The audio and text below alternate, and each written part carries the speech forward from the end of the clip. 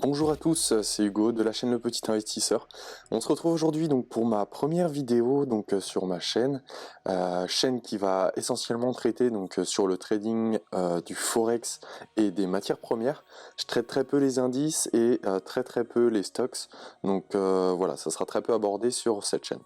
Il faut savoir donc que moi j'ai plus de 4 ans d'expérience sur le marché du forex et des matières premières et que je suis aujourd'hui rentable. Ayant marre en fait de voir n'importe quoi sur les réseaux sociaux, j'ai créé cette chaîne pour essayer de vous apporter un maximum de valeur de manière gratuite.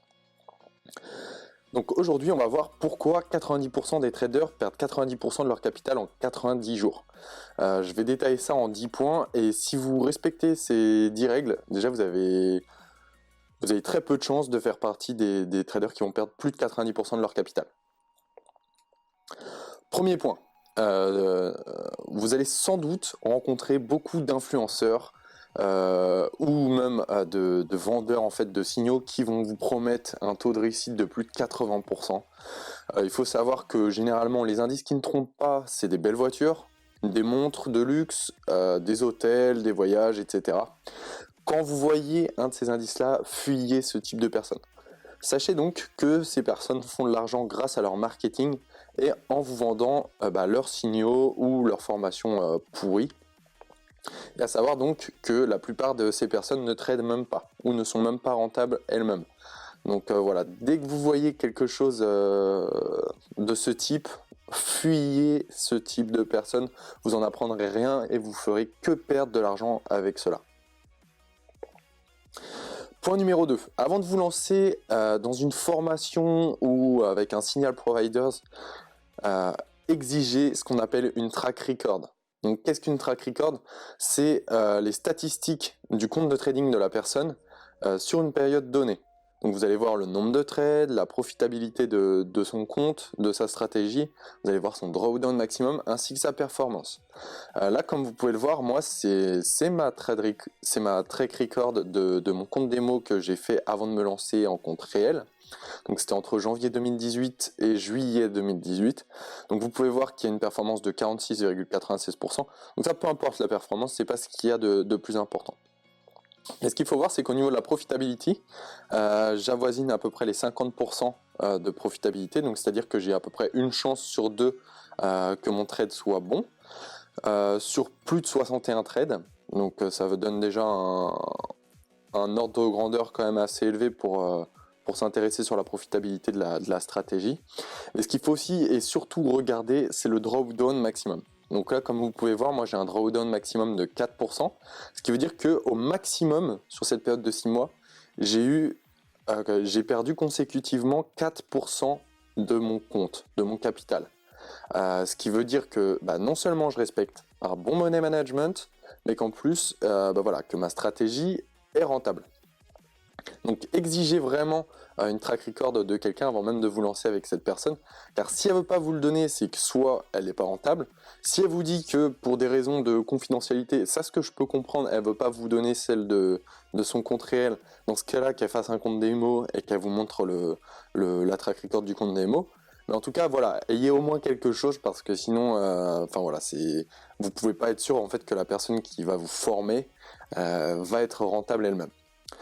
Ce que je vous conseille aussi également, c'est si vous voyez une track record avec un drawdown de 10% ou plus, ça commence à être moyen. En termes de performance, ça commence à être très moyen parce que ça veut dire que soit la personne ne respecte pas un bon risk management, soit que la stratégie n'est pas assez profitable. Pourquoi je n'utilise pas d'indicateur technique et pourquoi je vous le déconseille? Donc vous avez déjà dû entendre parler des indicateurs techniques, que ce soit le RSI, le MACD, les stochastiques, etc. Voilà, moi ce que je vous déconseille honnêtement, c'est de perdre votre temps avec ces indicateurs, parce que déjà avant toute chose, s'il existait des indicateurs techniques qui vous permettaient de faire une stratégie totalement rentable, vous imaginez bien que 90% des Français seraient riches à l'heure actuelle. De deux, il faut savoir que les indicateurs techniques sont calculés sur le prix, sur le cours du prix en lui-même. Ce qui veut dire qu'ils ont un retard par rapport au cours du prix. Donc si vous basez uniquement vos analyses sur des indicateurs techniques, vous allez prendre des positions avec du retard par rapport au prix en lui-même, et donc vous risquez beaucoup plus d'avoir une perte en fait. Après voilà, moi je ne crache pas dans la soupe, il y en a qui arrivent à être rentables avec des indicateurs techniques, mais moi je vous déconseille de baser votre stratégie uniquement autour d'indicateurs techniques, car vous allez mettre très longtemps à devenir rentable, et si ce n'est que vous n'y arriverez jamais tout simplement.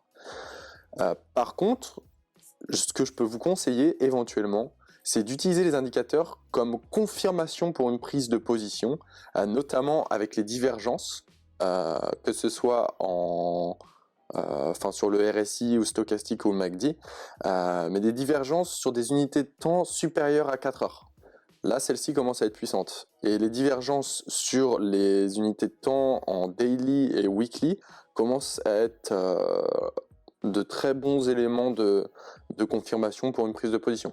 Personnellement, je les utilise plus du tout, mais voilà, ça peut être quelque chose que vous pouvez implémenter dans votre stratégie en guise de confirmation. Pourquoi je déconseille également le scalping et privilégie le swing trading? Alors, ce qu'il faut savoir, c'est que moi, personnellement, je fais du swing trading. Donc, je prends des positions de plusieurs jours à plusieurs semaines. Par contre, je fais ma prise de position sur des clôtures H4, c'est-à-dire en intraday. Pourquoi le swing trading? Tout simplement parce que vous pouvez concilier travail et trading beaucoup plus facilement, et je pense que la plupart des personnes qui vont regarder cette vidéo travaillent actuellement à côté, donc ça sera un petit peu plus simple pour elles de commencer le trading, de devenir rentable en privilégiant ce style de trading. Également, ça peut vous permettre de voyager en même temps que de faire du trading, parce que vous n'êtes pas obligé de rester fixé sur votre ordinateur toute la journée, à rechercher une position, etc.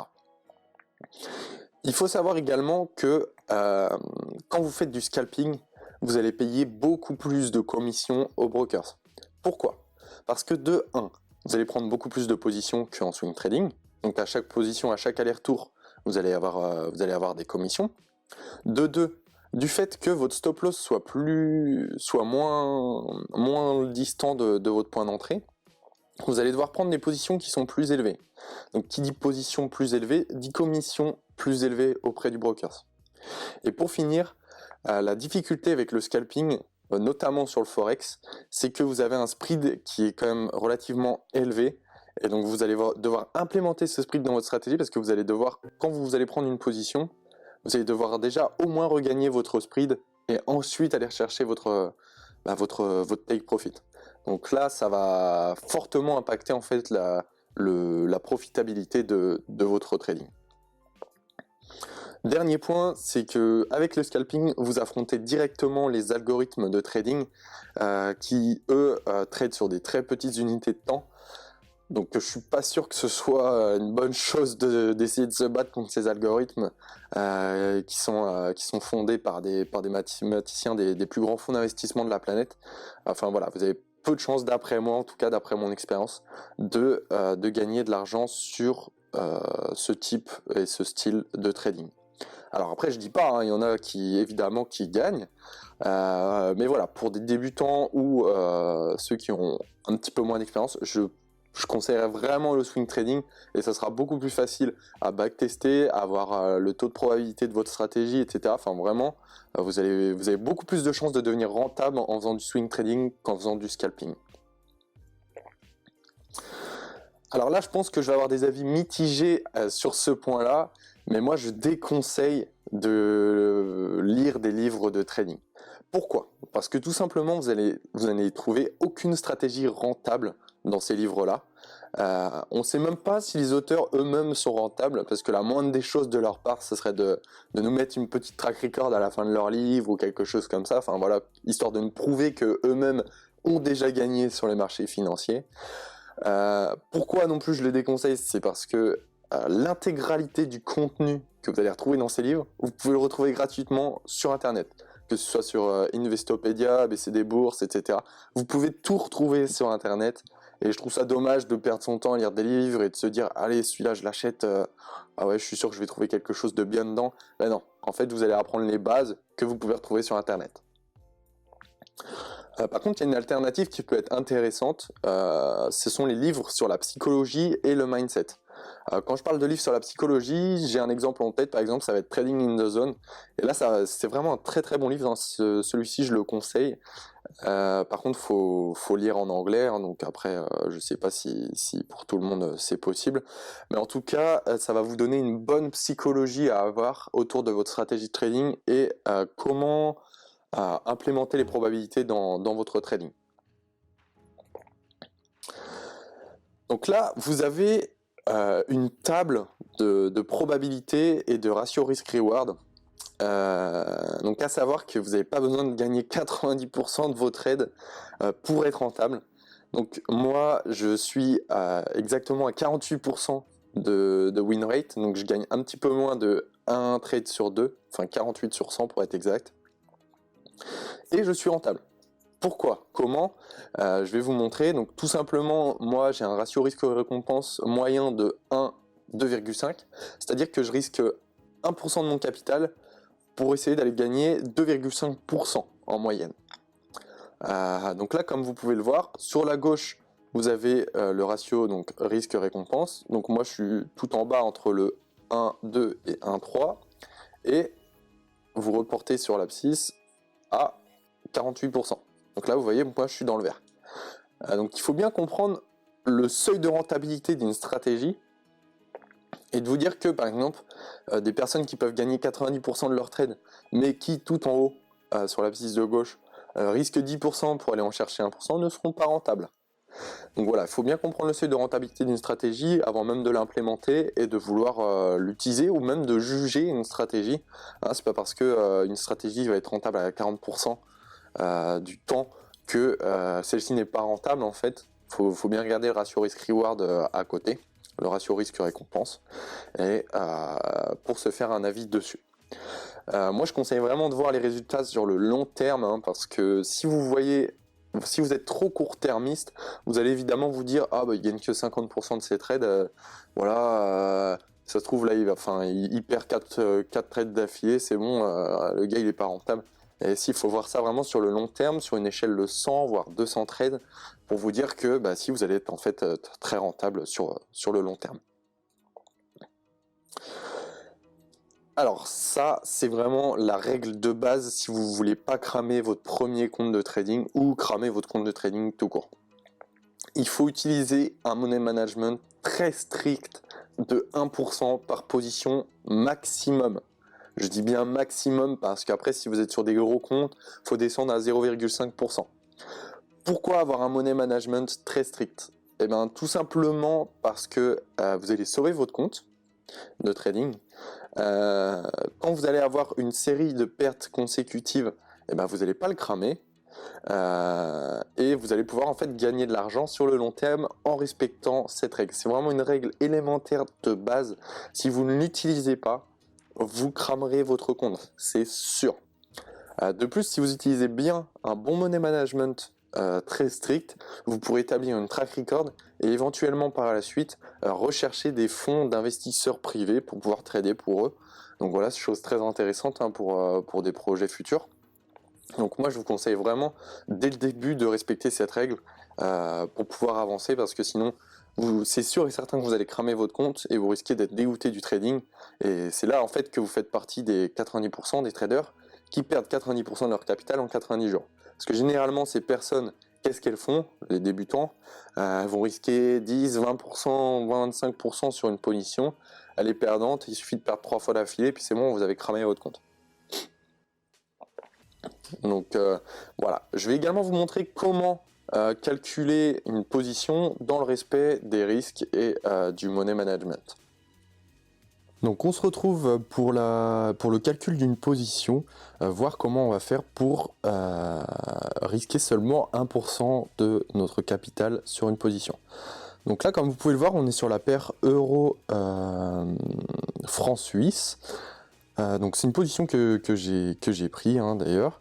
Mais voilà, c'est pas le sujet. Là, on va voir comment calculer le risque sur une position. Donc on part du principe que, voilà, donc là vous voyez mon point d'entrée à 1,0896 et je mets mon stop loss juste sous le dernier plus bas, c'est-à-dire à 1,0862. Donc on a 34 pips de stop loss et c'est là-dessus en fait qu'on va pouvoir faire le calcul de notre position. Donc ensuite on va sur le site myfxbook.com et vous avez ce qu'on appelle un calculateur de position. Donc là on va partir du principe comme exemple que voilà mon compte de trading est en euros, qu'il est de 10 000 euros. On va vouloir risquer donc 1% de notre capital. Le stop loss, comme on le disait, il était de 34 pips. On est sur la paire euro-franc suisse. On calcule. Et voilà. Donc là, je vais devoir prendre comme position 0,321 lot sur cette position, sur ce setup. Donc voilà. C'est un outil qui est très très pratique. Je sais qu'il y a des brokers qui proposent cet outil directement sur leur application de passage d'ordre, mais pas tous. Donc moi personnellement je l'utilise encore, ce calculateur de position. Il est très très pratique et je le conseille à chaque débutant pour être sûr de respecter un money management très strict. Donc vous allez sur MyFXBook, Position Size Calculator, et voilà, vous pourrez calculer sans problème votre position. Ok, donc on se retrouve sur ce point. Donc pourquoi ne pas suivre de signaux de trading? Alors, premier point, tout simplement parce qu'ils sont rarement rentables. En fait, la plupart du temps, les signal providers vous vendent des signaux pour se faire de l'argent parce qu'ils n'arrivent pas à tirer de l'argent des marchés financiers directement et sont rarement rentables eux-mêmes. Second point, partons du principe que le signal provider est rentable. Il faut savoir que vous ne pouvez pas tous les suivre, parce que, tout simplement, peut-être parce que vous travaillez, parce que vous n'avez pas reçu la notification à temps, qu'il est trop tard pour entrer sur le trade, etc. Donc si on part du principe que sur 10 trades, vous arrivez à en prendre 7, et que, voilà, vous n'avez pas pu en prendre 3. La moyenne, donc sur ces 10 trades, va être rentable, donc le signal provider va être rentable lui-même, et vous pouvez, en ayant pris seulement 7 trades sur 10, ne pas être rentable. Alors vous allez vous dire, mais putain, en fait c'est de la merde. Mais non, en fait tout simplement, peut-être que vous avez loupé 3 trades gagnants, et que sur les 7 trades que vous avez pris, voilà, la moyenne fait qu'elle est négative, alors que sur les 10, ce serait positif. Donc du fait que vous ne puissiez pas prendre tous les trades à temps, fait que même si le signal provider est rentable, vous ne le serez pas forcément. Autre point, vous n'apprendrez rien, mais absolument rien de ces services. C'est-à-dire que ceux qui vont vous donner des signaux seront juste là pour s'enrichir. Vous n'allez rien y apprendre. Juste un point d'entrée, un point de sortie et un stop loss. Honnêtement, ça va pas vous former. Vous allez rien y comprendre. Si vous commencez à perdre, vous allez abandonner le trading parce que vous vous dites qu'en fait c'est trop compliqué. Alors que voilà, ce qu'il faut, c'est avoir son propre raisonnement et sa propre logique sur les marchés quand vous faites du trading. Donc vraiment, un point essentiel pour pas cramer votre compte, ne suivez pas de signaux de trading, même si l'apprentissage est long du trading, honnêtement, ça en vaut la chandelle, parce qu'une fois que vous avez les compétences, vous pouvez faire ce que vous voulez. Vous pouvez faire grossir un petit capital jusqu'à un très gros capital, ou même après attirer des investisseurs privés. Donc voilà, c'est un apprentissage qui est très long, mais si on métaphore ça par exemple à, je sais pas, du karaté, vous ne serez pas ceinture noire de karaté en 2 jours. Tout simplement parce qu'un mec vous a dit, voilà, je vais t'apprendre, fais exactement comme moi, fais 2-3 coups de pied, et puis voilà, tu seras ceinture noire. Non, n'importe quoi. C'est un art, ça prend du temps, et voilà, essayez pas de griller les étapes en suivant des signaux ou en suivant des personnes malhonnêtes. Ensuite, il faut avoir, donc comme je vous le disais auparavant, une vision long-termiste. Et quand je parle de vision long-termiste, c'est-à-dire des performances qui sont réalisables et ce que vous pouvez réellement espérer des marchés financiers. Il faut savoir que les meilleurs fonds d'investissement de la planète font rarement plus de 20% par an. Donc, je sais que certains vont me parler de liquidité, je suis totalement d'accord. Ça n'a rien à voir de gérer 2 ou 10 milliards de dollars face à un compte de 10 000 euros ou de 20 000 euros. Cependant, le principe reste quand même le même. Il faut savoir que 30% par mois, par exemple, c'est inconcevable. Si c'était aussi simple que ça, les personnes qui vont vous promettre du 30% par mois, je peux vous assurer que c'est de la merde ce qu'ils vous vendent, parce qu'il faut savoir que 30% par mois, sur un an, avec donc l'effet du compounding, ce qu'on va voir juste après, avec un compte de 10 000 euros, vous le transformez en 232 000 euros. D'accord ? Alors vous pensez vraiment que les personnes qui vont vous promettre du 30% par mois ont besoin de vous vendre quelque chose ? C'est irréalisable, c'est inconcevable, ça veut dire que ces personnes-là, si elles y arrivent à faire du 30% par mois, c'est peut-être sur un mois ou deux, et que ça veut dire qu'elles ne respectent pas de money management, et que le jour où elles vont avoir ce qu'on appelle un losing streaks, une série de pertes consécutives, leur compte va être décimé, cramé. Ça serait bien connu, hein, si on pouvait faire 232 000 euros avec 10 000 euros en un an, je vous laisse imaginer ce que ça fait sur 4 ans. Enfin voilà, moi personnellement, je serais pas là à vous faire des vidéos non plus. Hein. Par contre, si vous avez vraiment une vision long-termiste et que vous espérez gagner avec les marchés financiers, vous pouvez espérer entre 3 et 6% par mois en moyenne. 10% par mois pour les très bons ou des très bons mois, mais d'une moyenne générale, ce sera plutôt entre 3 et 6% par mois. Vous vous dites, peut-être que là, je vous casse un peu le mythe du trading, mais voilà, entre 3 et 6% par mois, c'est beaucoup. C'est beaucoup, pourquoi ? Parce qu'il y a ce qu'on appelle la magie du compounding. Le compounding, c'est quoi ? C'est les intérêts composés. C'est-à-dire qu'en fait, chaque mois, vous allez recalculer vos stop-loss avec votre nouveau capital. C'est-à-dire qu'en fait, vous allez intégrer les intérêts du mois précédent dans le calcul des 1% de capital pour prendre une position. Et ça fait toute la différence. C'est-à-dire que vous la voyez peut-être pas comme ça, mais si vous faites ça une fois tous les mois, que vous reprenez le capital acquis plus les intérêts, et que vous faites, admettons, pour vous donner un exemple, hein, vous faites du 10% par mois, ça va pas faire du 120% annuel.